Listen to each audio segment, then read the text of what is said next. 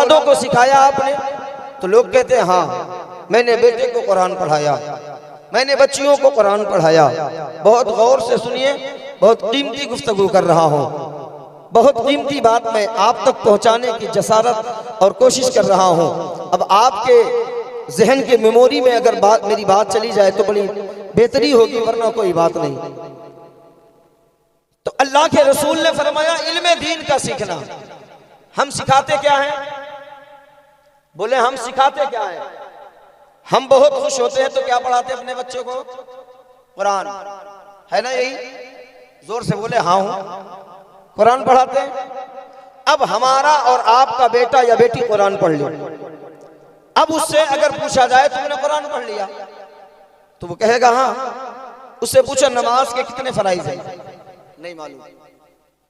अभी इतने लोग बैठे हैं, बहुत से लोग कुरान पढ़े होंगे, अगर पूछ लिया जाए शराइत नमाज क्या है, नमाज में कितने शराइत हैं, तो कुछ लोग ही होंगे शायद इल्ला माशाअल्लाह, वरना सबको नहीं आता, है ना? फराइज नमाज क्या है? नहीं मालूम। नमाज पढ़ना है? नहीं मालूम। फिर नमाज आपकी हो रही है? बोले हो रही, जब पता ही नहीं। आपको अगर कोई हुनर के बारे में नॉलेज ना हो, मिसाल के तौर पे आपको गाड़ी बनाने का हुनर नहीं है और गाड़ी आपको दे दिया जाए बनाने के लिए, फिर आप क्या करोगे? उसका सत्यानाश करोगे कि नहीं करोगे? खराब करोगे कि नहीं करोगे? तो गाड़ी बनाने के लिए सीखना जरूरी है। और अल्लाह के रसूल ने क्या फरमाया कि इल्मे दीन सीखो, इल्मे दीन सीखो। और एक मकाम पे अल्लाह के रसूल ने फरमाया या तो आलिम बनो, क्या बनो? आलिम बनो, या तो तालिबे इल्म बनो, या तो फिर आलिम के करीब हो जाओ, या तो फिर आलिम के करीब हो जाओ, आलिम से दोस्ती कर लो। और उसी को कुरान ने कहा या अय्युहल्लज़ीना आमनुत्तकुल्लाह व कुनू मअस सादिकीन, ऐ ईमान वालो अल्लाह से डरो और सच्चों के साथ हो जाओ। और कुरान में रब ने क्या फरमाया?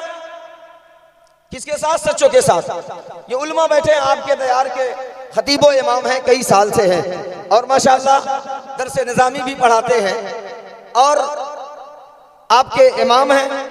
तो अब कुरान में अल्लाह ने क्या फरमाया? आज का मामला क्या है? ला इल्मी, ला का माना नहीं होता है। तो हमारे पास इल्म ना होने की वजह से आज हमारी समाज में कितनी खराबियां हैं, बस यही आप समझें। आज मेरे तकरीर का मौजू यही है कि इल्म ना होने की वजह से आज कितनी खराबियां हमारी समाज में, हमारे दरमियान पाई जाती हैं। कुरान ने कहा सच्चों के साथ हो जाओ। अब कुछ लोग इसका माना मतलब ये निकालते हैं वली के साथ, अल्लाह के वलियों के साथ हो जाए, है ना? वो भी सच्चे हैं, लेकिन अब आपको हर आदमी को वली तो मिलेगा नहीं कि मिलेगा? तो यहां मुराद जो लिया जा रहा है वो उलमा को लिया जा रहा है, इसलिए कि कुरान मुकद्दस में रब्बे काबा इरशाद फरमाता है इन्नमा यख्शल्लाहु मिन इबादिहिल उलमा, अल्लाह से डरने वाली अगर कोई जात इस जमीन पर है तो उसे आलिम दीन कहा, जो अल्लाह से सबसे ज्यादा डरती है। और अल्लाह के रसूल ने फरमाया या तो आलिम बन, या तो तालिब इल्म, इल्म दीन तलब करने वाला बन, या तो फिर आलिम के करीब हो जा, दोस्ती कर ले। अब देखें कि इनमें से हम क्या करते हैं, चारों में से कोई काम करते हैं? नहीं करते। आलिम के पास बैठने के लिए हमारे पास वक्त नहीं होता। इल्म, तालिबे इल्म के लिए कोई वक्त नहीं है। वो माँ की गोद से लेकर के और कब्र लहद की गोद तक वो तालिबे इल्म बन सकता है, इल्म दीन तलब कर सकता है, सीख सकता है। लेकिन आज हमारे पास इतना वक्त नहीं कि हम इल्म दीन सीखें। अरे नहीं सीख सकते तो कम से कम अपने इमाम के करीब बैठ करके इमाम से पूछ करके मसाइल हल कर सकते हैं, क्योंकि इल्म दीन का सीखना हम पर फर्ज है, जरूरी है। मैं समझ रहा हूँ कि जलसों का जो मामलात होते हैं, मैं आपके मिजाज को समझ रहा हूँ कि जो मिजाज होता था 2 मरतबा मैंने देखा, आज बिल्कुल मिजाज नहीं है। बैठ के भाई जब तक आप बर्दाश्त मुझे करेंगे मैं बोलूँगा, वरना कोई बात नहीं, क्योंकि मैं 20 घंटा सफर करके, क्योंकि सफर की जो मामलात हैं आप जानते हैं, बड़ी दिक्कतों का सामना करके पहुंचा हूं आपके यहाँ, तो इसलिए मैं बोलूंगा अब मर्जी आपकी है कि आप मेहमान को कैसे इज्जत से नवाजते हैं। तो अल्लाह ने फरमाया, अल्लाह के रसूल ने फरमाया, इल्म दीन का सीखना हर मुसलमान मर्द औरत पर फर्ज है। लेकिन आज का मामला क्या है, हमने बेटे को कुरान पढ़ा दिया, हमने बेटियों को कुरान पढ़ा दिया, हमने क्या समझा, हमने बच्चों को इल्म दीन सिखा दिया, लेकिन अब बच्चे को वजू के फराइज नहीं पता है, गुस्ल के फराइज नहीं पता है, नमाज के फराइज वाजिबात नहीं पता है। वजह क्या है, हमने सिर्फ कुरान पढ़ाया है। कुरान पढ़ाना जरूरी है, लेकिन बेटों को हमने कुरान तो पढ़ा दिया है, लेकिन उर्दू तालीम नहीं दी है, जिसके जरिए से ताकि बच्चियों को और बेटों को इतना पता चल जाए कि हराम और हलाल में तमीज कर सके, जायज और नाजायज में तमीज कर सके। हम अपने बच्चियों को और बेटों को उर्दू तालीम इतना दे दे, इतना सिखा दे कि हमारा बेटा जायज और नाजायज में फर्क कर सके, हराम और हलाल में तमीज कर सके, नमाज और गुस्ल के वाजिबात और फराइज को समझ सके। तो हमारे यहाँ बच्चों को तालीम कानून शरीयत तक दी जाती है, और बेटियों को जो तालीम दी जाती है वो सुन्नी बहश्ती जेवर तक दी जाती है। सिर्फ कुरान पढ़ाने से काम नहीं चलेगा। कुरान पढ़ा करके आप साबित क्या करोगे? जब वो कुरान पढ़ेगी सवाब मिल जाएगा, लेकिन उसे क्या मालूम कि जो हम पढ़ रहे हैं इसका माना और मफहूम और मतलब क्या है, नहीं जान सकती, नहीं जान सकता बेटा, तो उसको उर्दू पढ़ाना होगा। और आपके यहाँ अल्हम्दुलिल्लाह बच्चों का भी मदरसा है, बच्चियों का अल्हम्दुलिल्लाह है, तो फिर हमें सीखना चाहिए। लेकिन हम इल्म दीन से बहुत दूर होते हैं, और बहुत से लोग इसको बहुत हिकारत से देखते हैं। यार अभी हाजी साहब लोगों ने बताया, मैंने पूछा आपके यहाँ जो मदरसा बच्चियों का चलता है इसमें फीस कितनी है? कहा कोई फीस नहीं लगती। मैं बड़ा हैरान हुआ, इतना बड़ा मदरसा चला रहे हैं और कोई फीस नहीं लेते। आज इंग्लिश मीडियम में हमारा और आपका बच्चा जाता है तो तकरीबन कम से कम 500 फीस होता है, कम से कम। लेकिन जहां दीन की बात आती है वहां हम पीछे हटते नजर आते हैं। वहां हम सोचते हैं कि कितना कम से कम पैसे में हमारा काम हो जाए।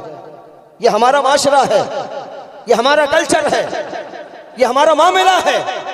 लेकिन हकीकत यह है कि हमने दीन को नहीं समझा, हमने दीन मुस्तफा को नहीं समझा है। दीन मुस्तफा उतना आसान है जितना आपने मुश्किल समझा, उतना मुश्किल नहीं है। आज ला इल्मी की वजह से, इल्म दीन ना सीखने की वजह से कितनी खराबियां मैं गिनाऊं, अगर गिनाऊं तो उंगलियां कम पड़ जाएंगी, कमियां नहीं कम पड़ेगी। आज लोग जरा से परेशान होते हैं, ला इल्मी की वजह देते हैं। आप जब मुसीबत में फंसते हो तो इमाम साहब को पकड़ते हो, इमाम साहब दुआ कर दो, है ना, कराते हो। जोर से बोले, हाँ, वो कुछ बोलते रहे ताकि मैं समझूं कि आप जमीन पे हयात से हैं, है ना, कराते हैं। लेकिन इतने लोग बैठे हैं, माएँ भी बैठी हैं। आपका बच्चा जब कभी बीमार पड़ता है तो क्या कभी अपने औलाद के नाम पर सदका निकाल करके मदरसे में जानते ही नहीं हो, है ना, नहीं जानते सदका? पूछे आप अपने इमाम से, सदका वो है जो बलाओं को खा जाए, सदका वो है जो बलाओं को दूर कर देती है। लेकिन अफसोस कि ला इल्मी की वजह से हमें पता नहीं सदका है क्या चीज। अगर कोई घर में बेटा या बेटी या बाप या माँ बीमार हो जाए तो इस नीयत से कि अल्लाह मेरे माँ बाप को या मेरी औलाद को तू शिफा अता कर दे, जितनी तेरी हैसियत है, अगर 100 की हैसियत है तो 100 निकाल, 1000 की हैसियत है तो 1000 सदका कर। तेरे इदारे में तालिबे इल्म रहा करते हैं, ले जा करके उन बच्चों में तकसीम कर दे। अल्लाह की कसम खा के कहता हूँ, ये बच्चे खाएंगे और मुसल्ले पे बैठ करके, टूटी चटाई पे बैठ करके तेरे माँ बाप के लिए या तेरी औलाद के लिए अगर इन्होंने दुआ कर दी, ये तालिबे इल्म है, ये मेहमान रसूल है, अगर ये दुआ करेंगे अल्लाह अपनी बारगाह में कबूल फरमा लेगा और तेरे माँ बाप को शिफायाबी अता फरमा देगा। सुभान अल्लाह, सुभान अल्लाह। लेकिन आज का माहौल क्या है, आज का मामला क्या है? आज का मामला यह है कि हम ये जानते नहीं, वजह ला इल्म हमारे पास, इल्म दीन की अहमियत हमने आज तक नहीं समझी। अगर समझा होता हमने ना कि इल्म दीन का मकाम क्या है, उसकी अहमियत क्या है, कसम खुदा की हम कभी इंग्लिश मीडियम को तरजीह ना देते, कभी ना देते। आप गौर कर लें, गौर करें मेरे जुमले पर। मैं रटा कर तकरीर नहीं करता। आने के बाद ये पहलू दिया गया है कि इल्म दीन पर गुफ्तगू करनी है, तो मैं उसी पर गुफ्तगू कर रहा हूं। आज हम और आप बहुत मुबारकबाद के लायक हैं और बहुत खुश नसीब हैं। बहुत, मैं लब्बाजी नहीं कर रहा हूं, कैमरे चल रहे हैं। आपने उलमा से सुना भी होगा कि जिस कब्रिस्तान से मदरसे का एक तालिबे इल्म, जिस कब्रिस्तान से मदरसे का एक तालिबे इल्म अगर गुजर जाता है तो अल्लाह तबारक व तआला उस कब्रिस्तान से अजाब को उठा लिया करता है। ये तालिबे इल्म के कदम की बरकत है। और आपके यहाँ एक तालिबे इल्म नहीं रहता, कितना रहता है ये हम भी नहीं जानते, हमने पूछा नहीं है। 10, 20, 25 तो होंगे, है ना, जो हम वक्त आपके गांव में रहते हैं। क्या पढ़ते हैं? अल्लाह के रसूल की हदीस पढ़ते हैं। कितनी बच्चियां आपके मदरसे में इल्म दीन सीख रही हैं, कुरान की तिलावत होती है। आपने उलमा से सुना है कि जहां भी कुरान पढ़ा जाता है अल्लाह की रहमतों का नुज़ूल हुआ करता है। दाएं तरफ भी बाएं तरफ भी दोनों तरफ अल्लाह उसके रसूल की बातें पढ़ाई जाती है, कुरान का जिक्र होता है, अहादीस मुस्तफ़ा पढ़ाया जाता है। फिर फैसला आप करें, आपसे बड़ा खुशनसीब कौन हो सकता है? कौन हो सकता है? लेकिन फिर भी हमें ना समझ में आएगी, इल्म दीन ना समझ में आएगी कि इसका मकाम है क्या, इसका मर्तबा क्या है। हमें इंग्लिश मीडियम खूब समझ में आता है ना, यही मामला। 10,000 लगे तो हम शौक से पढ़ा लेंगे, लेकिन अगर मदरसे में 1,000 की बात आ जाए तो हम पीछे हट जाते हैं, इल्ला माशाअल्लाह कुछ लोगों को छोड़ के। ये मामला हमारा है। लेकिन इल्म दीन क्या है मैं बता दूं, सुन ले। मैंने तो मिजाज बहुत कुछ बनाया था, लेकिन वक्त बहुत हो चुका है, उस एतबार से मुझे गुफ्तगू करनी है। मिजाज तो बहुत बना के चला था कि जाना है उस दयार में जहां 2 मरतबा मैं तकरीर कर चुका हूं, तो फिर कुछ नई गुफ्तगू हो। वो लोगों, इल्म दीन क्या है, एक वाकया सुन लें, बड़ा प्यारा वाकया है। एक काफिर है, काफिर का नाम तुराब है। क्या है? जोर से बोले। तुराब है। अब वो काफिर है, मुसलमान नहीं। वो काफिर है, मुसलमान नहीं। आज मदरसे के बच्चे को देख के लोग मुंह फेर लेते हैं। इनकी हैसियत क्या है, इनकी औकात क्या है? ये बड़े बनने के बाद इनका जो इनकम होगा, तनख्वाह होगी कितना? 6,000, 7,000, इससे ज्यादा नहीं। हमने देखा रिश्ते नहीं होते, मौलवियों के रिश्ते होने में दुश्वारी होती है। अरे मौलवी है यार, कितना कमाता होगा? मौलवी है, 10,000, 12,000, 15,000। मेरा बेटा सऊदी में चला जाएगा तो 25,000, 30,000, 50,000 कमाएगा। ये मौलवी की शान हमने देखी है।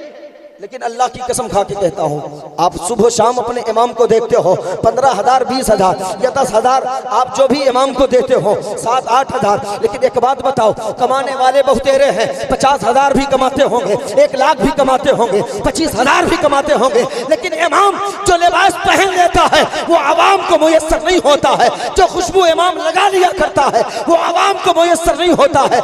इमाम चाहे जितना कम पाए, लेकिन मुस्कुरा के बिस्तर पे जाता है, चैन की नींद सो जाए। उसे नींद की गोली नहीं खानी पड़ती है। आलिम को नींद की गोली नहीं खानी पड़ती। लेकिन बड़ों को हमने देखा है कि नींद की गोली खाते हैं तो बिस्तर पे नींद आती है। ये मामला है। लेकिन आलिम अल्हम्दुलिल्लाह कभी खुदकुशी नहीं करता। आलिम कभी खुदकुशी नहीं, कभी फाके, कभी भूखे रह करके नहीं मरता है। वजह क्या है? अल्लाह के रसूल की हदीस है। आका अलैहिस्सलातु वस्सलाम इरशाद फरमाते हैं, दुआ दिए देते हैं कि अल्लाह मेरे वारिस को तू हरा भरा रखना, मेरी उम्मत के उलमा को तू हरा भरा रखना। और ये मुस्तफ़ा की दुआ की बरकत है। आलिम 5,000 पाता हो, आलिम 10,000 पाता हो, लेकिन उसके चेहरे पे मुस्कुराहट बनी रहा। हक़ारत से न देखा कर यार, ये हमारे सर के ताज है। इनकी जूतियों की खाक हमारे सरों पर। इमाम होते इमाम, बादशाह के मानिंद होते बादशाह के। आज कुछ ऐसे होते हैं, पीछे इस इमाम के 5 वक्त पढ़ते हैं और पीठ पीछे फिर बुराई करते हैं। नमाज होती है आपकी? बोले होगी? नहीं होगी। और जिस इमाम की इक्तिदा में कहते हो पीछे इस इमाम के और उसके आगे चलने की कोशिश करते हो। 5 वक्त हमने उसको अपना इमाम बना करके आगे किया और हम उसके आगे चलने की कोशिश करते हैं। आलिम का मकाम छोड़ दें, आलिम तो बहुत ऊंचा है। सुने एक तालिब इल्म और इल्म की अहमियत जान ले। मेरी माएँ बहनें, जो आपने ताउन किया ना मदरसे में, ये देखने में बड़ा हल्का है, ये बहुत छोटी रकम है। जो आपने हिस्सा लिया बहुत छोटी रकम, ये आपकी नजर में है, लेकिन हकीकत ये है कि जो भी अल्लाह उसके रसूल के घर में एक दिरहम भी लगा देता है और दिल से लगाता है, नाम नमूद के लिए नहीं, शोहरत के लिए नहीं, दिखावे के लिए नहीं, बल्कि अल्लाह की रजामंदी के लिए, मुस्तफा की रजामंदी के लिए, अल्लाह की कसम मदीने वाले पैगंबर इरशाद फरमाते हैं, अल्लाह तबारक व तआला उसके लिए महल में एक घर तैयार कर देता है। एक दिरहम के एवज में, एक दिरहम के बदले में एक महल मिलेगा। तो फिर आपने बहुत बड़ी रकम दी है, ये आपके लिए हल्का है, लेकिन कल कयामत में समझ में आएगा। कल कयामत में ये सोचोगे कि काश जितनी भी दौलत हमारे पास होती, काश हमने कुल खुदा की राह में खर्च कर दिया होता, तो आज जन्नत में बहुत बड़ा महल हमारा तैयार। लेकिन उस वक्त फिर सोचने से कुछ होने वाला नहीं है, कुछ बनने वाला नहीं है। तो वो तुराब जो था वो काफिर था। एक तालिबे इल्म है, मदरसे का बच्चा, कुछ कागज में लिख रहा था, कुछ हदीसे पाक को कोट कर रहा था, खड़े होकर के लिख रहा था। अचानक कलम जमीन पे गिरी। गौर से सुने, इल्म दीन क्या है। बहुत हिकारत से लोग देखते हैं ना, लेकिन सुन ले ये इल्म दीन क्या है। कलम गिरी जमीन पर, जैसे ही कलम गिरा, अब ये ताहिर, ये तुराब जो है, ये आगे बढ़ा, कलम उठाया, उठा के मुस्कुरा के बच्चे को दिया। मुस्कुरा के बच्चे ने कलम लिया, फिर लिखना शुरू कर दिया। ये दुनिया का मामला है, लेकिन अब ये जब कयामत कायम होगी तो फिर ये काफिर जन्नत में होगा। कह दो सुभान अल्लाह। कहाँ होगा? जन्नत में। अल्लाह का हुक्म होगा इसे जन्नत में जाने दो। तो इसके जो साथी होंगे कहेंगे तू जन्नत में कैसे, तू जन्नत में कैसे?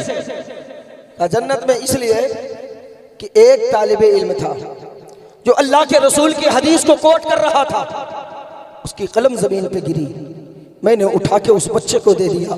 ये अदा रब को पसंद आई और रब ने मुझे ईमान की दौलत से माला माल फरमा दिया।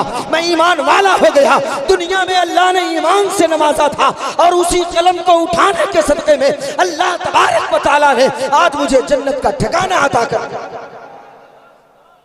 एक काफिर और एक मोमिन ये काम करे तो फिर क्या पूछना।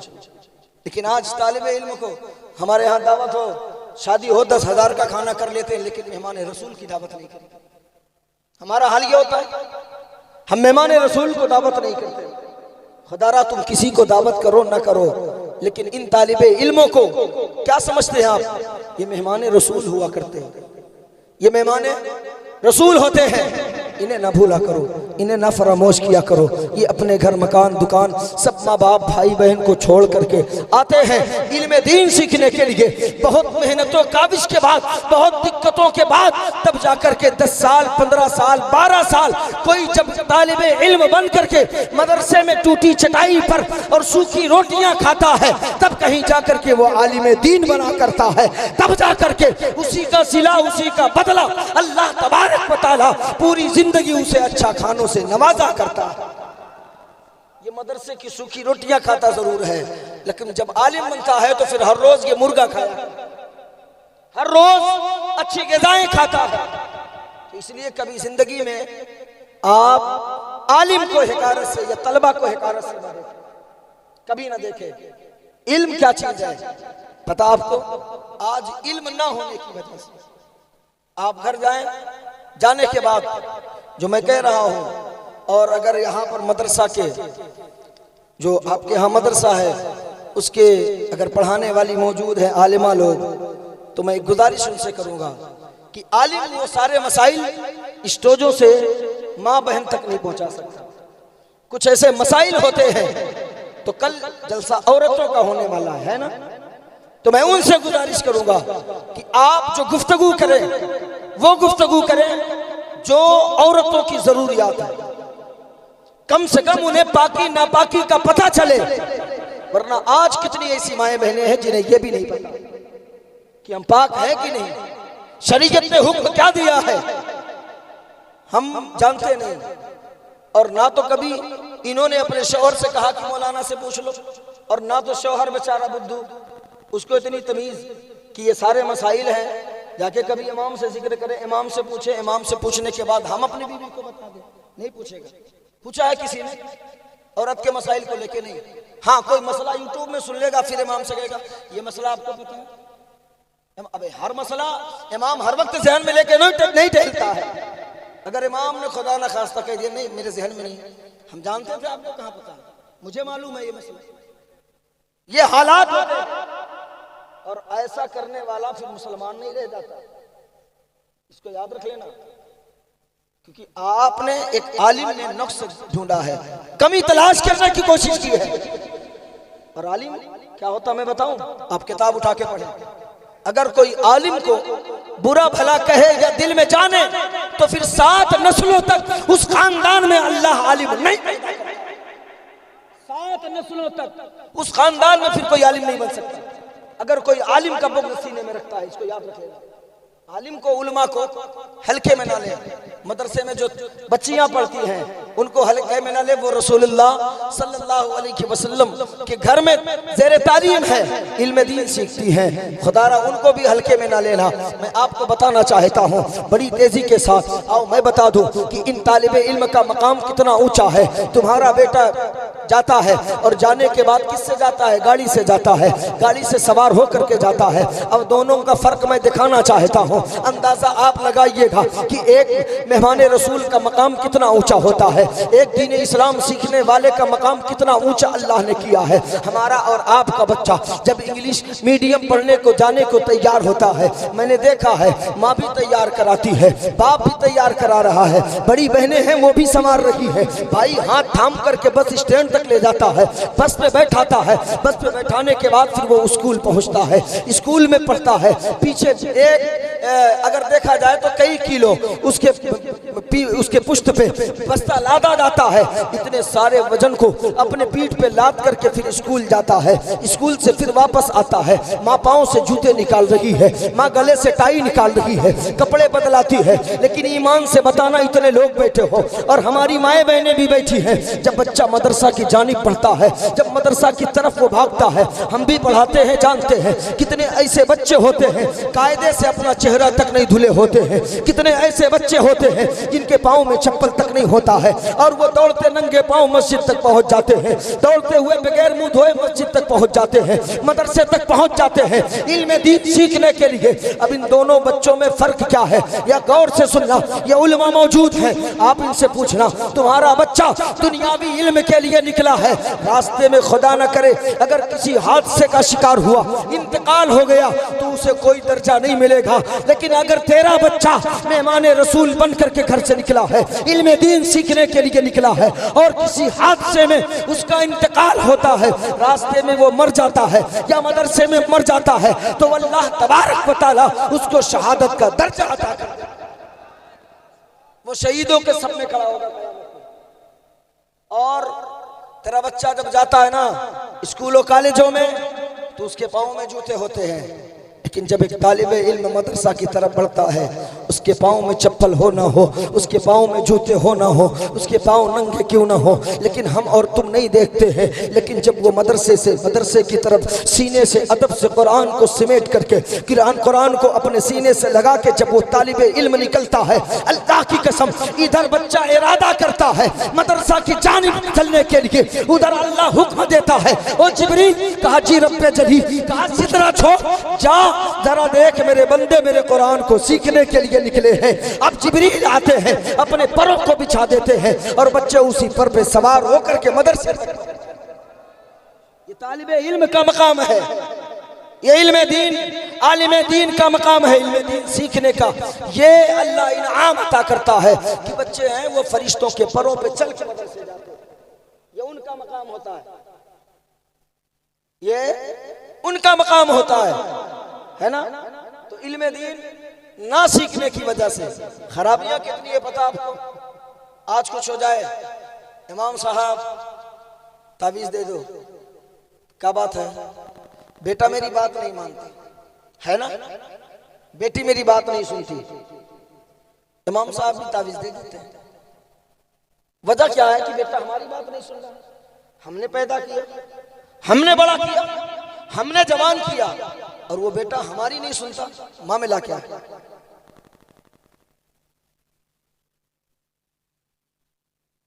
तो मामला क्या है कि बेटा को हमने पाला, हमने पैदा किया, खिलाया पिलाया, उसके तमाम ख्वाहिशातों को पूरा किया, लेकिन बेटा हमारी नहीं सुनता। वजह क्या है? कभी हमने इस पे गौर फिक्र किया? नहीं किया। हमने उसे दीन मुस्तफा नहीं सिखाया। गलती किसकी है? माँ बाप की। तो भोगेगा कौन? माँ बाप भोगेंगे। हमने उसे इल्म दीन नहीं सिखाया। अगर काश हमने अपनी औलादों को इल्म दीन सिखाया होता, मदरसे में इमाम के पास भेजा होता, मुदर्रिस के पास भेजा होता, तो मुदर्रिस उसे बता देता कि बाप का मकाम ये होता है, माँ का दर्जा ये होता है। और जब बेटा जान जाता कि माँ का मकाम इतना ऊंचा होता है और बाप का मकाम इतना ऊंचा होता है, माँ का दर्जा इतना ऊंचा होता है, कभी जिंदगी में वो पलट करके अपने माँ बाप को जवाब नहीं दे सकते। लेकिन हमने सिखाया ही नहीं, हमने बताया ही नहीं। और आज आप और आगे बढ़े, बहुत सी बातें हैं, सुनेंगे कुछ देर और कि सलाम पढ़ा जाए। पीछे वाले क्या चाहते हैं? सुनाए तो कुछ बोलेंगे आप लोग? हाँ हूं भाई, कुछ आप भी बोले ना, तब मजा आता है। हम लोगों के यूपी में ये हाल है कि 5 मिनट में 10 मिनट में नारे लग जाते हैं, और जब नारे लगते हैं तो हम लोगों को थोड़ी सी सांस लेने की मोहलत मिल जाती है। नहीं, आप देख लें यूपी के जलसे में 2-2 मिनट 3-3 मिनट तक नारे लगते रहते हैं, तो मुकर्रिर को थोड़ा से सांस लेने का जो वक्त है ना वो मिल जाता है, लेकिन आपके यहाँ नहीं मिल पाता। सांस लेना भी मुश्किल है ना। तो मेरे कैफ आलिम दीन, इल्म दीन और तालिब इल्म। तालिब इल्म जो होता है वो इल्म दीन सीखने वाला, और अब इल्म दीन का इल्म आज हमारी बच्चियों के पास नहीं। ये वजह है आज कितने घर बर्बाद हो गए। इल्म दीन ना होने की वजह से आज कितने घर बर्बाद हो गए, आपको नहीं पता है, आप अंदाजा नहीं लगा पाओगे। लेकिन सुने गुफ्तगू, कीमती बात मैं कर रहा हूं। आज बच्चियों को हमने कुरान पढ़ा दिया, अब बच्ची कुरान पढ़ी है, अब उसे यह नहीं इल्म है कि हमें माँ बाप के साथ रहना है तो किस तरीके से रहना है, फिर यहां से हमें सफर करना है, शौहर के पास जाना है, अब शौहर के साथ हमें जिंदगी कैसे गुजारनी है, फिर उसके बाद वो माँ बनती है, फिर माँ बनने के बाद औलाद के हुकूक कितना है उसको नहीं पता है। पता क्यों नहीं? क्योंकि हमने इल्म दीन नहीं सिखाया। हमने इल्म दीन नहीं सिखाया, तो उसे क्या पता कि शौहर का मर्तबा क्या है, उसे क्या पता कि शौहर का मकाम क्या है। नहीं जानेगी। जब नहीं जानेगी तो शौहर कुछ कहेगा, वो भी चढ़ के बोलेगी, और जब चढ़ के बोलेगी फिर मर्द का मामला क्या होता है आप जानते हो, फिर मामला बिगड़ जाएगा। फिर अम्मा इधर से फोन करके कहेगी तुम डरना नाम तुम्हारे बाप को भेज देंगे। तो बेटियों का घर बर्बाद करने में माओ का सबसे ज्यादा हाथ होता है, क्योंकि ये सर चढ़ाती है। लेकिन सुने मामला क्या है, काश अगर हमने अपनी बेटियों को सीरत फातिमा की किताब का मुताला करा दिया होता, कभी जिंदगी में हमारे बच्चियों को तलाक की नौबत नहीं आई। लेकिन हमने दुनियावी कल्चर की किताब को पढ़ाया, नाविल को पढ़वाया है, इंग्लिश को पढ़ाया, लेकिन हमारे पास इतना वक्त नहीं कि हम अपनी बेटी को सीरत फातिमा का मुताला करें। उठाओ सीरत फातिमा, किताब उठा के पढ़ो, फिर पता चलेगा कि हजरत फातिमा ज़हरा ने अपनी जिंदगी निकाह के बाद कैसे गुजारी है। यह और बात है कि आज हम कहते हैं हमारे पास पैसे, हमने इतने जहेज दिए, लेकिन शौहर का मकाम क्या है, शौहर के साथ कैसे रहना चाहिए। और बेटों को भी इतनी तमीज नहीं कि बीवी से मोहब्बत कैसे करनी चाहिए। क्यों? क्योंकि उसके पास भी इल्म नहीं है ना। अब वो कमा के आया बाहर से, ला इल्मी की वजह बता रहा हूं, गौर से सुन ले, तकरीर फिर कभी सुनना, ये एक मैं दरसी बात बता रहा हूं आपको। अब शौहर कमा के आया, इल्म नहीं है, कमा के आया, बीवी कुछ काम की है, कुछ काम नहीं कर पाई, कुछ काम बाकी है। अब ये बाहर से कमा के शाम को आया, देखा आधा काम घर का हुआ, आधा बाकी। अब ये कुछ पूछेगा नहीं, अब बीवी पे भड़क जाएगा, ज्यादा गुस्सा अगर बाहर होगा तो बीवी पे हाथ भी उठा देगा। काश अगर तूने मुस्तफा के दीन को पढ़ा होता तो कभी जिंदगी में उसे ना बोलता। इसलिए कि अम्मी खदीजा, अम्मी आयशा फरमाती है कि जब जब मेरे आका बाहर से तशरीफ लाते, अगर मैं काम में लगी रहती, काम में मसरूफ रहती और कोई काम बाकी रहता तो आका कभी ये ना कहते आयशा ये काम अभी तक क्यों बाकी है, बल्कि मैं काम में लगी रहती, मेरे करीम आका आते और खुद जो काम बाकी रहता अपने हाथों से करना शुरू कर दिया। सुभान अल्लाह। हमने सिखाया नहीं सिखाया तो भोगेगा कौन, भोगेगा कौन? इल्मे दीन नहीं सिखाया तो भोगेगे आप। और आपके पास अल्लाह ने पूरा पूरा मौका अता किया कि आपके गांव ही में बच्चों के लिए भी है और बच्चियों के लिए भी। अब यही औरत ला इल्मी की वजह देख ले, शौहर के लिए हुक्म क्या है। और जितने बाप बैठे हो ना वो भी गौर से सुने, और जितनी माएँ हैं गौर से सुने। आज बाप गया घर बेटी को बुलाने के लिए, जाते हैं लोग, पहुंचे दामाद है कि नहीं है, उसका शौहर है कि नहीं पहुंचा, बेटी तैयार हो चलो। अब बेटी भी बेचारी, उसको क्या पता कि शौहर के इजाजत के बगैर घर से कदम नहीं निकालना चाहिए, क्योंकि इल्म है ही नहीं। अब अब्बा ने कह दिया, वो भी तैयार हो गई, चलती बनी। अब एक बात आपसे मैं पूछूं, आपकी बीवी अगर आपके इजाजत के बगैर चली जाए, आपके दिल पे कैसे बीते? अच्छा लगेगा? तकलीफ होगी ना?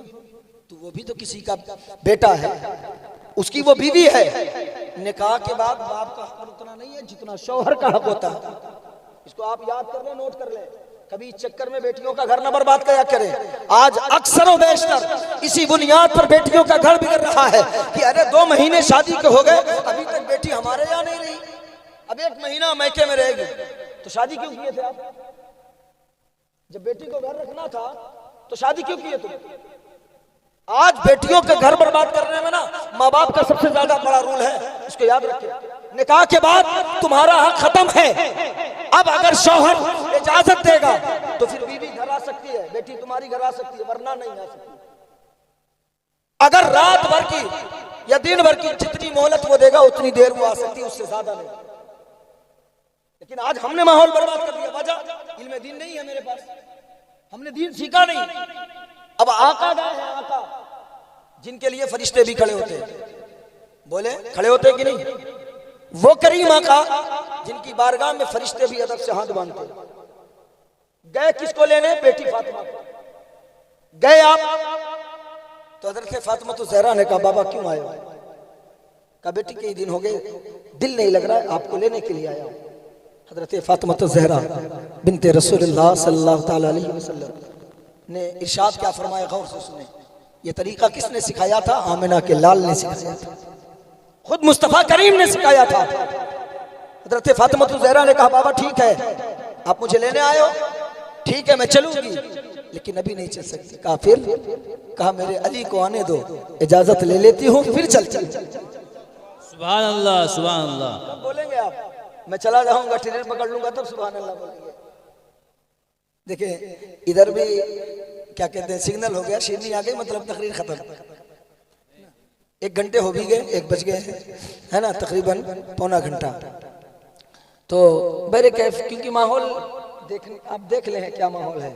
अब आदमी अगर इतना लंबा सफर करके आए, इससे ज्यादा लोग तो हमारे यहाँ मिलाद में होते हैं, मिलाद शरीफ में, छोटी महफिल में, तो मेरे कैफ। लेकिन इतने भी लोग हैं यार, अगर आप बोलने पे आ जाए ना, कसम खुदा की मैं कह रहा हूँ, मैं अब भी 1.5 घंटा बोलने की ताकत रखता हूँ, लेकिन बोले कुछ आप भी, तब अच्छा लगता है, माहौल बनता है। लेकिन आप ऐसे होते हैं जैसे जबरदस्ती किराए पे लाके आपको रखा गया हो कि 100 रुपए ले लेना, सुबह से ले जाना। किराए पे तो नहीं आए ना, हुजूर की मोहब्बत में है ना मेरे भाई। फिर मैं आशिक का मामला यह होता है, महबूब का जिक्र हो तो आशिक खुद ब खुद मचल जाता है, आशिक का ये मामला होता है। और महबूब का जिक्र हो यार, आशिक खुश ना हो फिर बात नहीं बनती। अल्लाह के रसूल की बेटी है, ये तरबियत किसने दी? खुद मुस्तफा ने दी है। कहा बाबा अली आ जाए, इजाजत ले लो फिर चलती हूँ। आका बैठ गए, अली आए। अली ने फरमाया आका कैसे आना होगा, क्या हुक्म है? आका करीम फरमाते हैं अली बेटी लेने आया हूँ। मौला अली हाथ जोड़ के खड़े हो गए, फदा का हबीब व उम्मी या रसूल अल्लाह, आप पर मेरे माँ बाप कुर्बान, आपको इजाजत लेने की क्या जरूरत है? आपकी इजाजत तो हम लेते हैं आपसे, आप हमसे इजाजत? कहा वो और मामला है। हाँ मैं इख्तियार रखता हूँ, मैं इमामुल अंबिया हूँ, मैं अगर चाहता अपनी बेटी फातिमा को लेके जा सकता था। अली तुम कुछ न बोलते, लेकिन फिर आने वाले कयामत तक मेरी उम्मत को ये सबक बन जाता। फिर वो अपने शौहरों से और जो लोग हैं वो अपने दामादों से ना पूछते, आते और बेटी लेके चले जाते। लेकिन अली आज मैं तुमसे पूछ ले रहा हूँ, मेरी उम्मत को ये पता चल गया कि बगैर शौहर के इजाजत के बगैर बेटी को लेकर के आया नहीं। नारे तकबीर, नारे तकबीर, नारे रिसाला, उलमा अहले सुन्नत। और वो इस्लाम की शहजादियों, तुम भी कान खोल करके सुन लो, बगैर शौहर के इजाजत के, शौहर के इजाजत के बगैर घर से कदम नहीं निकाल सकती। शादी के बाद औरत पर सबसे ज्यादा जो हक होता है वो शौहर का होता है, और बेटे पे जो सबसे ज्यादा हक होता है ना, बेटे पे वो माँ का हक। बीवी पे किसका हक? शौहर का। लेकिन उस बेटे पर किसका हक है? माँ का हक ज्यादा है। इसको याद रखना। लाइल्मी की वजह से हम नहीं समझते, यही हाल है ना हमारा। और ये हकीकत भी हमने देखा है, हम लोग दुआ तावीज़ करने वाले लोग भी हैं तो जानते हैं बहुत से मैटर आते हैं। अगर आज जहालत हम आपको दिखा रहे हैं, देखें, और बिलखुसूस अपनी माओं को मैं यहाँ से ये जलसा से एक सबक लेकर के जाए। आज अगर शौहर और बीवी साथ में खाना खा लें, ये जहालत है, इल्म ना होने की वजह से। अगर बहू नई नई आई हो और बेटा साथ में खा ले और अम्मा की नजर पड़ जाए, इमाम साहब हाँ क्या हुआ, मेरा बेटा निकल गया हाथ से, अब ताबीज दे दो, बर्बाद हो गई मैं, क्या हुआ? नहीं नहीं अब हाथ से गया बेटा, क्या हुआ? अरे वो अपनी बीवी के साथ अब बैठ के खाता है। ये जहालत है। ओ इस्लाम की शहजादियों, शहजादों सुनो तरीका क्या है। मुस्तफ़ा करीम इरशाद फरमाते हैं, अगर मोहब्बत से बीवी एक लुकमा अपने हाथ से अपने शौहर को खिलाए, या शौहर मोहब्बत से एक लुकमा अपने हाथ से अपने बीवी को खिलाए, तो अल्लाह तबारक व तआला उन दोनों के नामे अमाल 90 नेकियों का इजाफा कर दिया।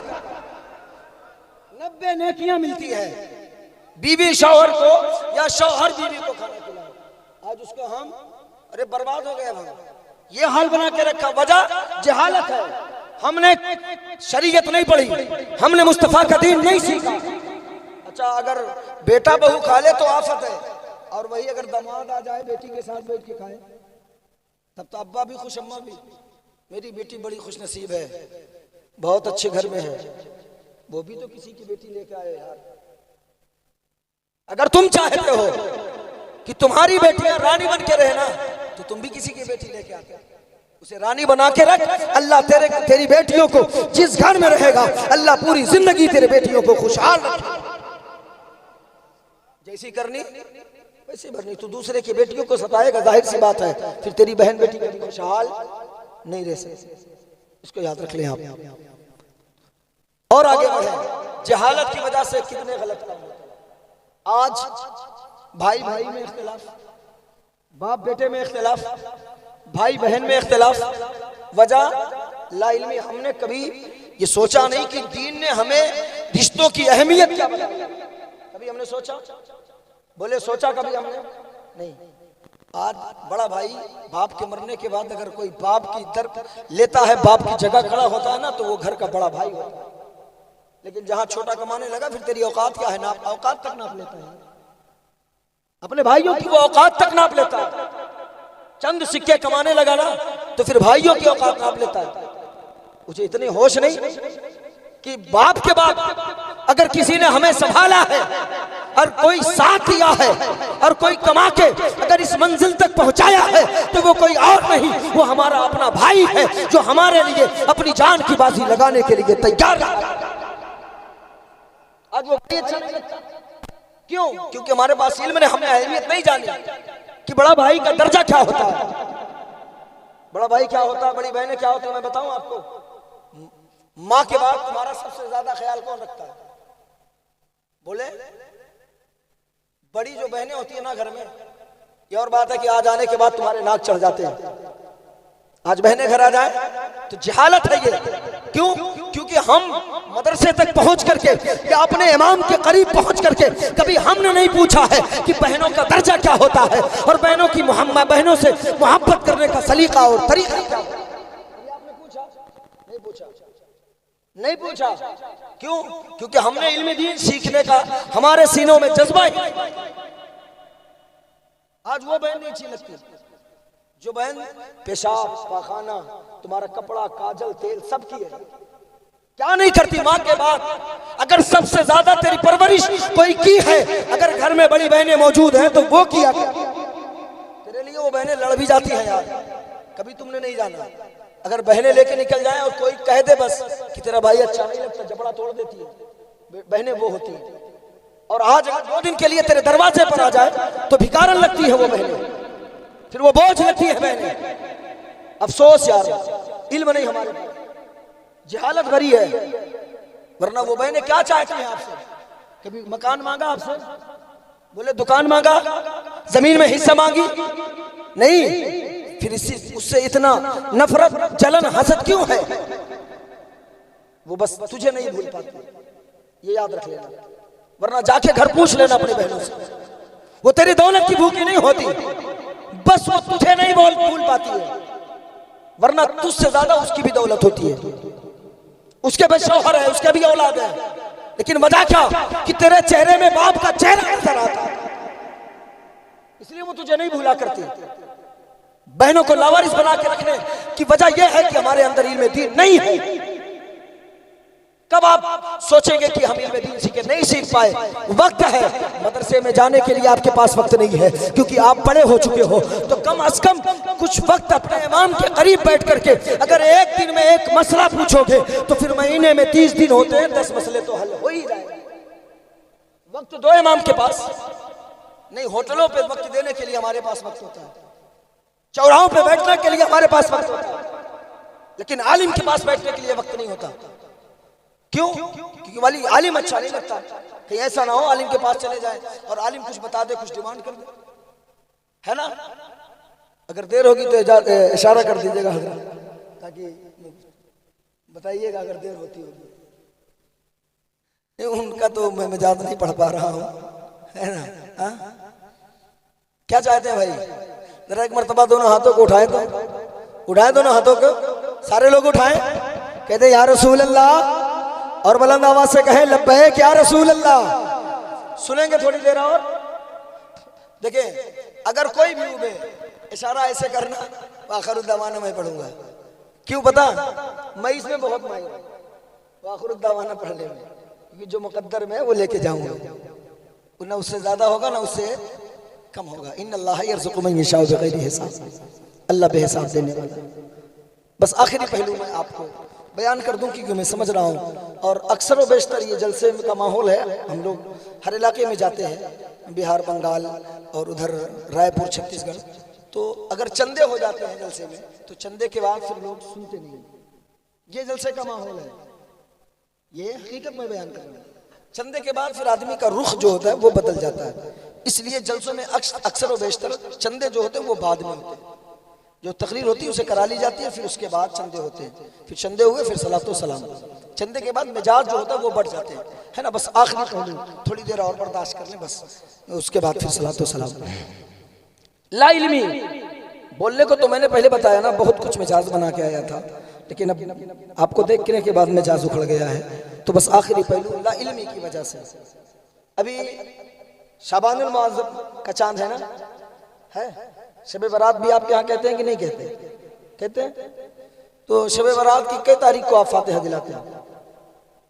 15 को कि 16 को? 15 को। किसके नाम से? बोले पीछे वाला कोई बताए किसके नाम से कराते हैं फातिहा?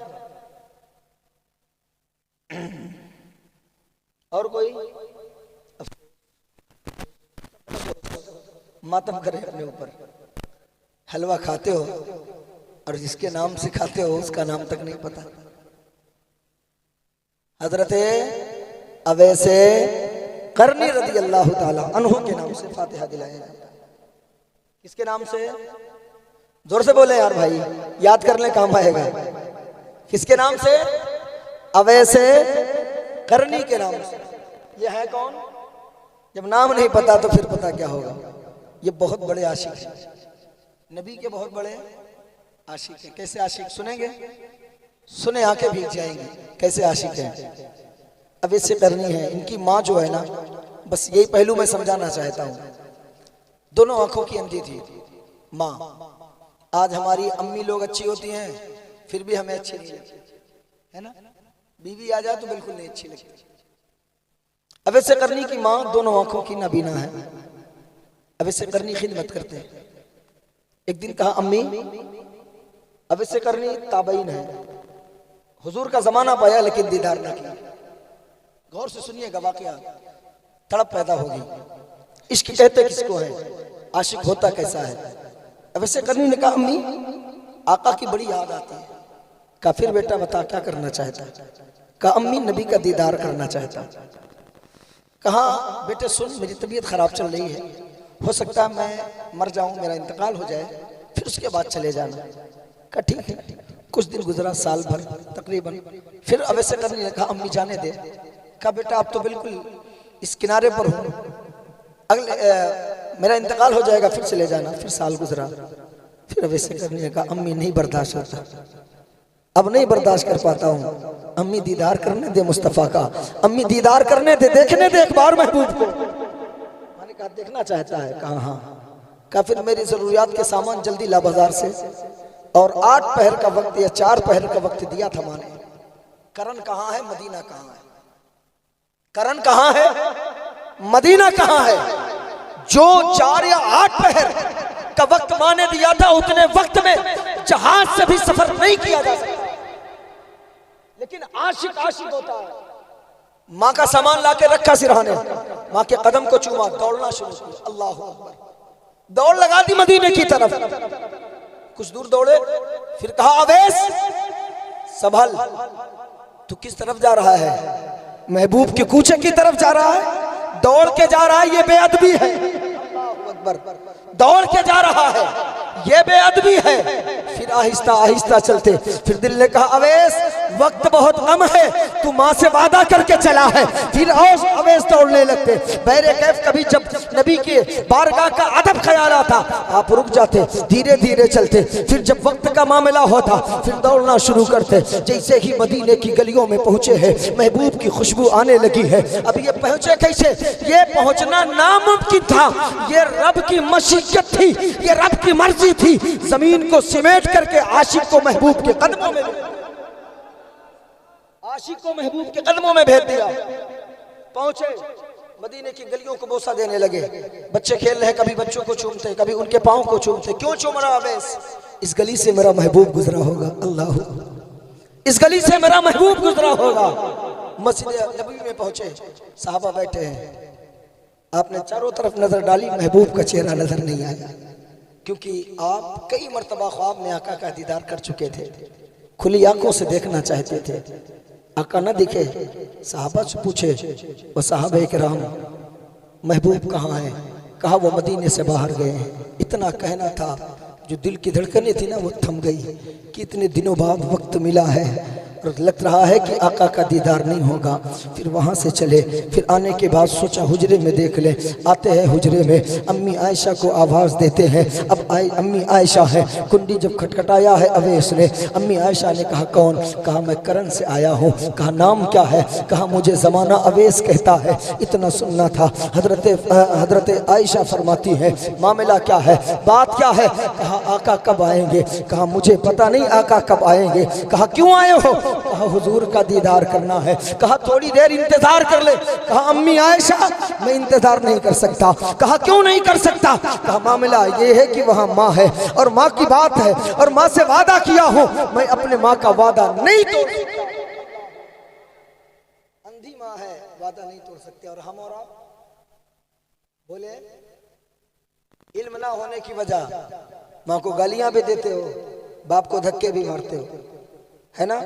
फिर कहते हो यार बहुत परेशान है मौलाना दुआ कर दो। फिर कराओ पीर साहब से दुआ, गारंटी से बोल रहा हूं, वो किसी सिलसिला का पीर हो, किसी सिलसिले का पीर हो, नहीं हो सकता मामला हल। क्यों? बाप से बड़ा कोई पीर नहीं हो सकता। इसको नोट कर ले आप, बाप से बड़ा पीर कोई नहीं हो सकता। वरना मेरा चैलेंज है, कोई हदीस का एक टुकड़ा, कोई हदीस का एक मफहूम या कुरान पाक का कोई मफहूम, कोई आयत बता दे जिसमें यह कहा गया हो कि तुम्हारी जन्नत का दरवाजा तुम्हारा पीर है। लेकिन कई मकाम पर बाप का जिक्र कुरान में भी आया है, हदीस पाक में भी आया है, और अल्लाह के रसूल ने फरमाया कि अगर तेरी जन्नत तेरे माँ के कदमों के नीचे है तो फिर जन्नत का दरवाजा तेरा बाप हुआ करता।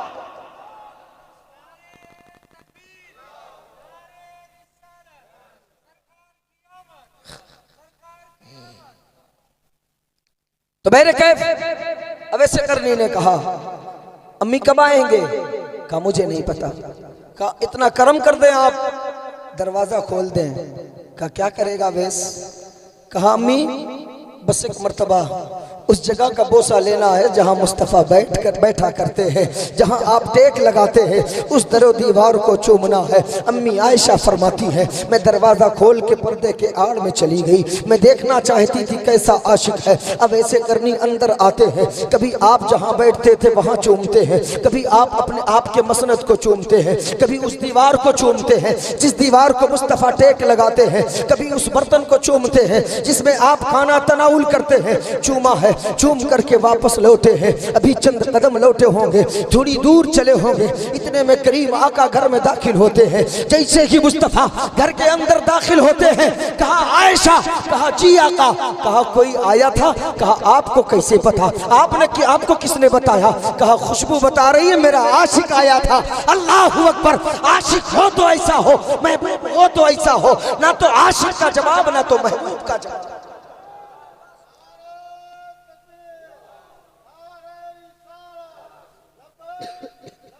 या रसूल अल्लाह, लब्बैक या रसूल अल्लाह। अब ऐसे करनी मकाम क्या है? अल्लाह के रसूल ने कहा मेरा कोई गुलाम आया था। कहा आपको कैसे पता? कहा खुशबू बता रही। कहा हाँ आया था। कहा कौन था? कहा आप ही बता दें जब खुशबू आपने बता दी है। कहा वो तो मेरा करन का अवैस था। अल्लाह अकबर, इतना कहना था अम्मी आयशा रोने लगती है। कहा मामला क्या है?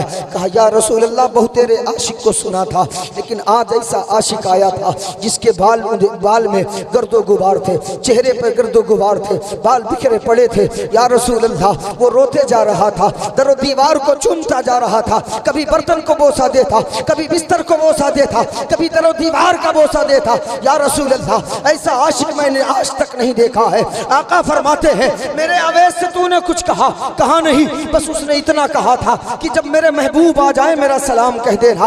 आयशा तू जानती है वो कौन है और खुदा की बारगाह में उसका मकाम क्या है? अल्लाह उसका रसूल बेहतर जानता है। तब हम सबके करीम आका इरशाद फरमाते हैं आयशा मेरा अवैस वो है, अगर वो मेरी उम्मत के लिए दुआ कर दे तो अल्लाह तबारक व तआला मेरी उम्मत की मग़फ़िरत उसकी दुआ के सदक़े में कर दे। वो वैसे माँ के वादे की वजह से हुजूर का दीदार नहीं किया है। अब अंदाजा लगा लो माँ का मकाम कितना ऊंचा है। और अवैसे करनी से जब पूछा गया ये मकाम आपको मिला कैसे? अवैसे करनी ने कहा इबादत की बुनियाद पर, सजदे की बुनियाद पर यह मकाम नहीं मिला है, बल्कि मैंने अपनी माँ की खिदमत की है और माँ की दुआओं की बरकत से अल्लाह ने यह मकाम अता कर दिया। ये माँ के खिदमत का सिला है। जो बॉम्बे गए वो जानते हो कि मखदूम माहिनी जानते हैं, बम्बई नहीं गए इसमें से कोई गए हैं, उनको भी ये मकाम अगर मिला ना वाकया नहीं बताऊंगा, इतना वक्त नहीं है। उनको भी ये मकाम अगर मिला है, आज समंदर पे बसेरा बसाए हैं, तो ये मकाम ज़ुहदो इबादत और तकवा की बुनियाद पर नहीं, बल्कि माँ की दुआ के सदक़े में अल्लाह ने ये मकाम अता किया। जिसको पढ़ाने वाले कौन मालूम? हजरत खिद्र है, उन्होंने आके पढ़ाया था आपको, माँ की दुआ की बरकत से वो मकाम है। लेकिन आज लाइल्मी की वजह से, जहालत की वजह से आज भाई भाई में इख्तिलाफ है। मुझे हर पहलू पे थोड़ी देर बोलना था, लेकिन बस मैं आखिरी बात कर रहा हूँ, सुन लें और समझने की कोशिश करें। इल्म बहुत जरूरी है, इल्म दीन बहुत जरूरी है।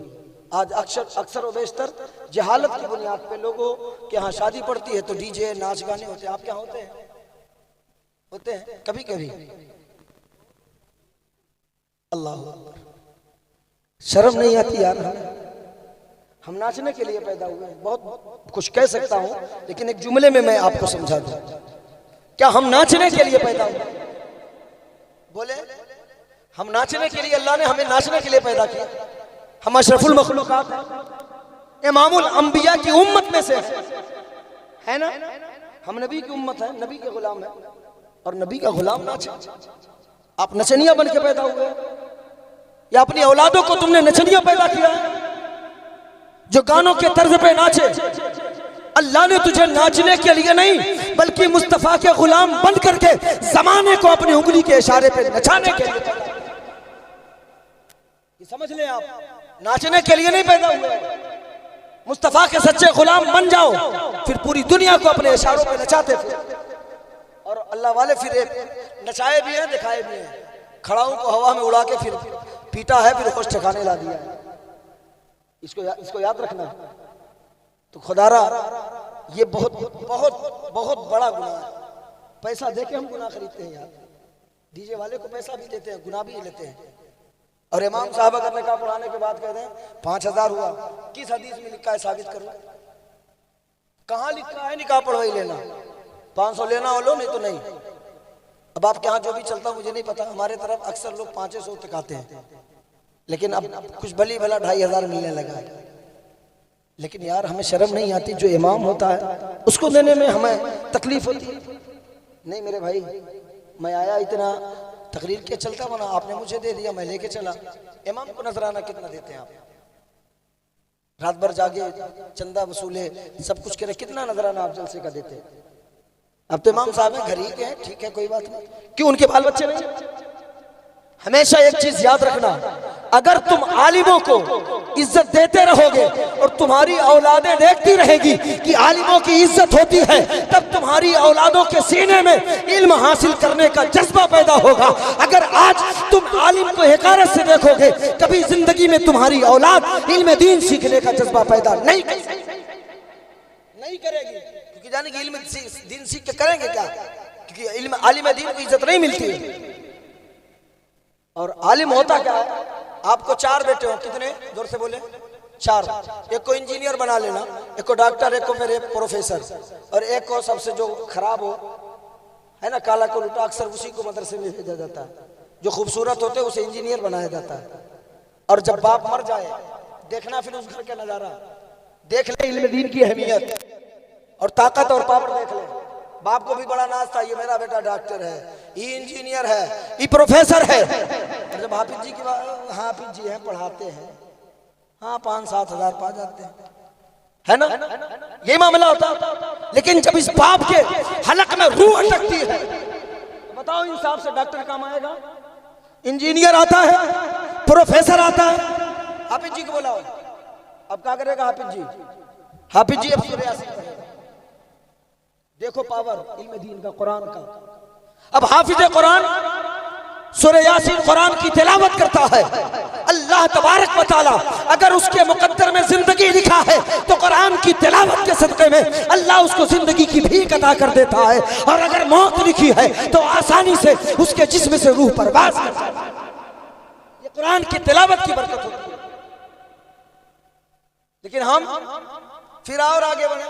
अब बाप को कफना करके फिर रखा गया ताबूत में, फिर आगे बढ़ा, अब बुलाओ जिसको 4 लाख 10 लाख 20 लाख लगा के प्रोफेसर डॉक्टर कम से कम 2 रकात नमाज पढ़ा के तुम्हारे लिए दुआएं मगफिरत कर दे, करेगा?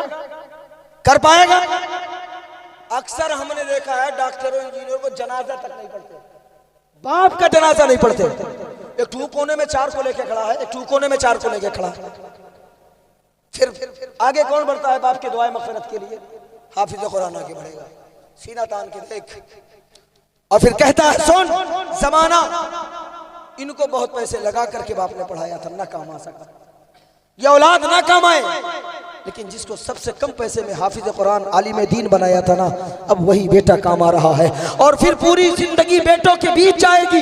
कोई बेटा तेरे कब्र पे पहुंच करके फातिहा नहीं पढ़ेगा, लेकिन जो हाफिज कुरान होगा वो किसी भी दुनिया के कोने में होगा। हाँ, तेरे मज़ार तक ना पहुंच सके ये हो सकता है, लेकिन हर नमाज के बाद वो दुआएं करता है, और जब वो दुआएं करता है उसकी दुआ की बरकत से अल्लाह तबारक व तआला फिर तुझे कब्र में भी आराम देगा, और कल क़यामत के दिन अल्लाह उसी हाफिज कुरान आलिम कुरान के सदके में तेरी मगफिरत करता नजर। हाफिज आलिम को हल्का ना समझे, क्योंकि ये बड़ी गारंटी से, क्योंकि ये कैमरे लगे आजकल, हर चीज बड़ी तेजी से फैलता है। अगर बेटे को हाफिज और आलिम बनाया गया, अब ये जितना भी पढ़ाएंगे बच्चों को, जितना भी दर्स हदीस का दर्स देंगे, कुरान पढ़ाएंगे, सबका सवाब इनको तो मिलेगा, लेकिन इनके वालिदैन को भी इसका सवाब मिलेगा। इनका सवाब इसलिए नेक औलाद छोड़ करके दुनिया से जाए, इसीलिए कहा गया। तो नेक औलाद हाफिज कुरान आलिम कुरान, अभी जितना तालीम देंगे कुरान हदीस की, इनको सवाब मिलेगा, लेकिन साथ में माँ बाप को। हम जिक्र रसूल कर रहे हैं ना, हमको सवाब मिल रहा है, लेकिन हमारे माँ बाप को भी कब्र में उसका सवाब अता किया जाए, क्योंकि माँ बाप ने पैदा किया ना, हम उनके नुत्फे से हैं। तो खुदारा अपनी औलादों को इल्म दीन सिखाएं, और आप भी आलिम के करीब हों, जो मसले ना पता हो उस मसले पर रोशनी डालें। और अपनी माओं बहनों से गुजारिश करूंगा कि जो वाक़तन वो मसाइल हैं जो हम नहीं बयान कर सकते, आप भी मदरसा के आलिमा से मुअल्लिमा से आप उनके पास जाएं, और छुट्टी के बाद जाकर के घंटा आधा घंटा बैठ करके उस मसाइल पर जिक्र करें जो मसले आपको नहीं पता है, क्योंकि एक आलिम खुल करके गुफ्तगू औरत के मसाइल पर नहीं कर सकता है। और जब आप आलिमा के करीब जाएंगी तो आलिमा खुल करके आपको हर मसले पर वो आपसे बात कर सकते हैं। इसलिए आपको जाना चाहिए, क्योंकि अल्लाह का शुक्र है आपको किसी और गांव में नहीं, आपके गांव में ही वो मदरसा। ये काबिशें और ये मेहनतें तमाम तर बुजुर्गों के और नौजवानों के कि अल्लाह ने इस, वरना मैं 1 साल पहले जब आया था तो फिर ये मदरसा नहीं था, बल्कि ऐसे ही पढ़ाई हो रहा था। इतना खूबसूरत या मजबूती के साथ ये नया बड़ी तेजी से काम हुआ, ये बहुत बड़ी बात है यार कि 12 कमरे 2 मंजिला 6 कमरे 2 मंजिला इतनी जल्दी तैयार करना बड़ा मुश्किल है, लेकिन इन्होंने मेहनत की और अल्लाह ने मदद की, और वो काम पाए तकमील तक पहुंच गया। आपने हिस्सा लिया, ताउन किया, ये दौलतें आपकी बर्बाद नहीं होगी। अगर माँ के नाम पे दिया है तो जब जब उसमें कुरान पढ़ा जाएगा, हदीस पढ़ा जाएगा, उसमें जो भी नेकी की जाएगी, अगर माँ के नाम पे, बाप के नाम पे साले सवाब के नियत से दिए हो, तो अल्लाह की कसम उसका सवाब माँ बाप को मिलता है। ये आपका रहेगा और बर्बाद नहीं जाएगा, और अल्लाह आपके रिस्क में बरकतें भी अता करेगा। इसलिए जब भी जरूरत पड़े, कभी हादसे हो, कभी मुसीबत आए ना, तो सदका किया करो। सदका मदरसा में दिया करो, या मदरसा के तलबा को बुला के खिला दिया करो, या कुछ पैसे निकाला करो अपनी हैसियत के एतबार से, यतीमों में तकसीम कर दिया करो। ये सदका बहुत जरूरी है। यहाँ तक हमने किताबों में पढ़ा कि अगर सुबह की शुरुआत करे तो सदके से करे, चाहे 1 रुपए हो, लेकिन हमको पता नहीं, क्योंकि हम इल्म नहीं सीखते। तो सदका करने की कोशिश करें। जब भी कोई बला मुसीबत आए दुआ कराएं, दुआ से एतराज नहीं है, लेकिन सदका भी निकालें, इससे बलाएं टल जाती हैं और मदरसे को फायदा पहुंचता है। और माँ बाप का अगर इंतकाल हो गया है, चलते चलते एक पैगाम और भी आपको दे दूं। एक बात बताएं, हमारे तरफ रसूम है, आपके यहाँ है नहीं जानता, लेकिन एक पैगाम दे रहा हूँ, अगर समझ में आए तो एक्सेप्ट करना, कबूल करना, वरना कोई बात नहीं, मेरी बात मुझे वापस करना। ईद आता है, माँ बाप नहीं हो हैं जिनके माँ बाप इंतकाल कर चुके हैं, या माँ इंतकाल की है, या खाली बाप, तो रमजान में आप कपड़े सिलाते हो, बच्चों का सिलाते हो, है ना? तो एक जोड़ा अगर बाप का इंतकाल हुआ है, या माँ का, या दोनों का, तो एक जोड़ा उनके नाम से निकाल करके किसी यतीम को वो दे दिया करें। ये काम करेंगे आप? बोले हाँ हूं, बोले करेंगे, हाँ करें। मदरसा में दे दे, मदरसा के तलबा ईद बाद जब छुट्टी हो के ईद बाद बच्चे आएंगे फिर बच्चों को दे दिया जाएगा अगर कोई नहीं, वरना जो यतीम है, बेवा है, गरीब है, वो एक जोड़ा निकाल के माँ बाप के नाम पर वो आप उनको दे दें, तो वो यतीम भी खुश हो जाएगा, वो मुस्कुराएगा, दुआ देगा और हमारे माँ बाप को कब्र में उसका सवाब मिलेगा। अल्लाह उसके बदले में, यतीम की खुश होने के बदले में अल्लाह हो सकता है हमारे माँ बाप की मग़फ़िरत। अल्लाह को कौन सी अदा पसंद आ जाए हम नहीं जानते हैं, इसी को कहते हैं एहसाले सवाब। तो माँ बाप के नाम से कभी कभी एहसाले सवाब यूं ही किया करो, जरूरी नहीं कि इमाम साहब चंदा मांगे तब दे, कभी कभी अपनी खुशी से निकाल दिया करें माँ बाप के नाम पर। और इल्म दीन ना होने की वजह से मेरे भाई बहुत सी खराबियां हैं, मैंने पहले कहा मैं नहीं बयान कर पाऊंगा पूरा तफसील से, फिर ज़िंदगी बाकी रही, फिर मुलाकात होगी अगर तो फिर आएंगे तो फिर तफसील से बता देंगे कि इल्म दीन ना सीखने की वजह से बहुत बड़ा नुकसान और बहुत बड़ा खसारा हमारे दरमियान है। भाई भाई में अगर इख्तिलाफ है ये ला इल्मी की वजह से है, बाप बेटे में इख्तिलाफ है जहालत की बुनियाद है, माँ बेटे में इख्तिलाफ है जहालत की बुनियाद है, समधी समधी में अगर बुराई है तो ये जहालत की बुनियाद है। इसलिए हमें चाहिए हम अपनी औलादों को, बेटों को सिर्फ कुरान ना पढ़ाएं, बेटियों को सिर्फ कुरान ना पढ़ाएं, बेटों को पहली उर्दू से लेकर तामीर अदब हमारी तरफ चलती है, आपके यहाँ क्या नहीं जानता, तो कम से कम इतना उर्दू पढ़ाएं कि बेटा कानून शरीयत पढ़े। कानून शरीयत तक एक किताब का नाम है ना, कानून शरीयत वो पढ़े, और बेटियां कम से कम सुन्नी बहश्ती जेवर या जन्नती जेवर का मुताला करें, है ना, तो उसको पूरी जिंदगी का मामला समझ में आ जाएगा कि माँ के यहाँ रहना है तो किस तरीके से जिंदगी गुजारनी है, फिर ससुराल में जाना है किस तरीके से जिंदगी गुजारनी है, फिर माँ बनूंगी तो फिर औलाद की परवरिश कैसे करनी है। जब वो दीन सीख जाएगी तो फिर उससे, उसके गोद से जब बेटा पैदा होगा तो फिर अल्लाह की कसम वो नचनिया नहीं पैदा होगा, वो बेटा जब पैदा होगा तो खालिद इब्न वलीद का गुलाम बन करके पैदा होगा, हजरत कासिम का गुलाम बन करके पैदा होगा। जब बेटा पैदा होगा तो करबला के शहजादों का गुलाम बनकर, क्योंकि जब वो माँ जब उसे दीन सीखेगी ना तो फिर जब उसे तरबियत देगी, जब उसे लोरी सुनाएगी तो गाना नहीं सुनाएगी, मुस्तफा पर दुरूद पढ़ते हुए अपने बच्चे को दूध पिलाएगी। लेकिन हम दीन सिखाने को तैयार नहीं है, बस कुरान पढ़ लिया हमने जग जीत लिया, पूरी दुनिया हमने फतह कर लिया।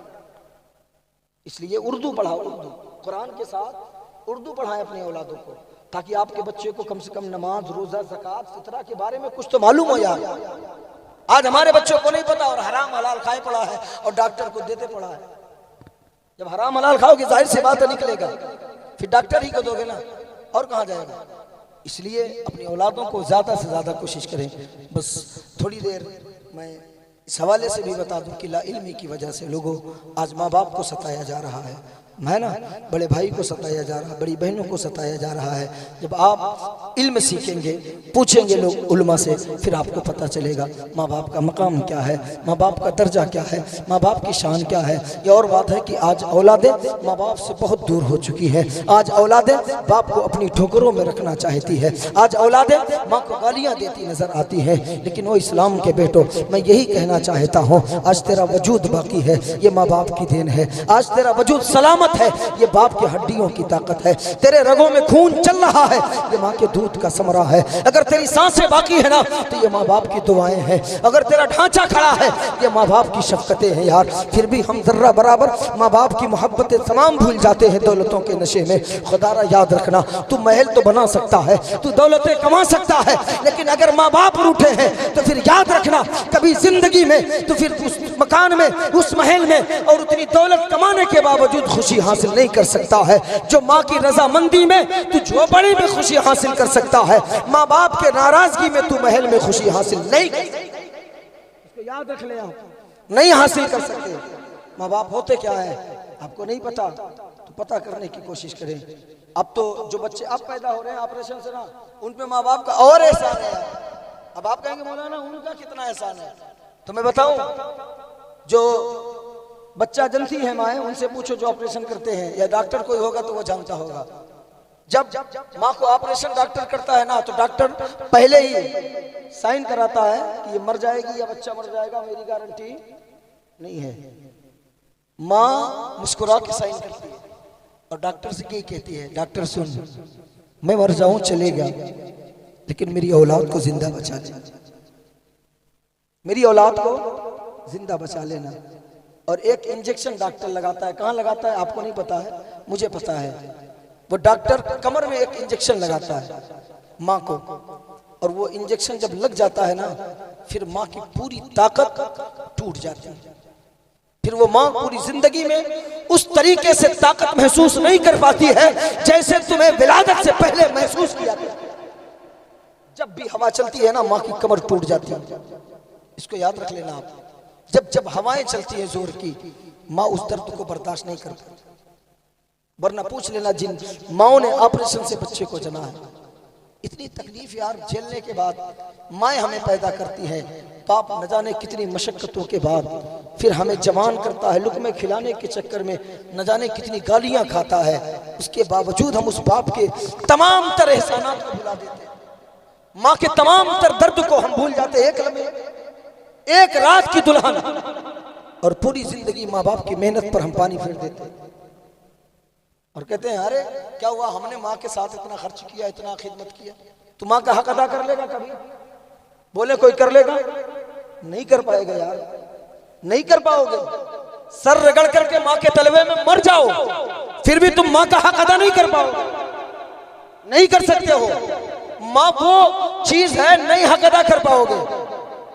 और यही वजह है कि हक अदा क्यों नहीं कर पाओगे पता?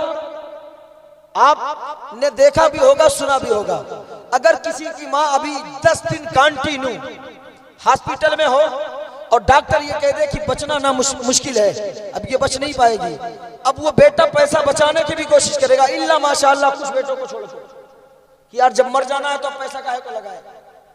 फिर 2 रात जागेगा, तीसरी रात जागेगा, चौथी रात दुआ करेगा अल्लाह उठा ले, अब नहीं देखा जाता, अब नहीं झेला जाता। कितनी रात? 2 से 3, 3 से 4 रात जागने में सारी औकातें तुम्हारी बाहर हो जाती हैं। और माँ का हक अदा क्यों नहीं हो सकता है?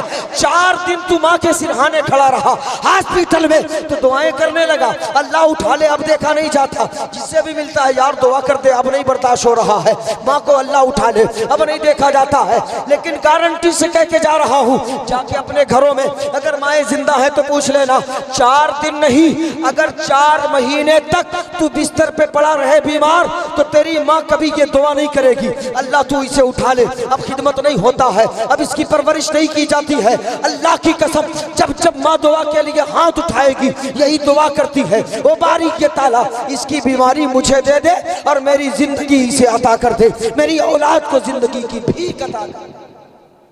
ये माँ होती है माँ। और लोग कहते हैं बस अरे क्या किया है आपने, पैदा किया, आपका फर्ज था, बस इतना ही था। कर लोगे तुम उतनी? 4 दिन माँ का कपड़ा धुलना पड़ जाए, सारी औकात बाहर हो जाएगी। कई साल तक तुम्हारे कपड़े को धुली पता है? पेशाब पखाने को कई साल तक धुलती रही।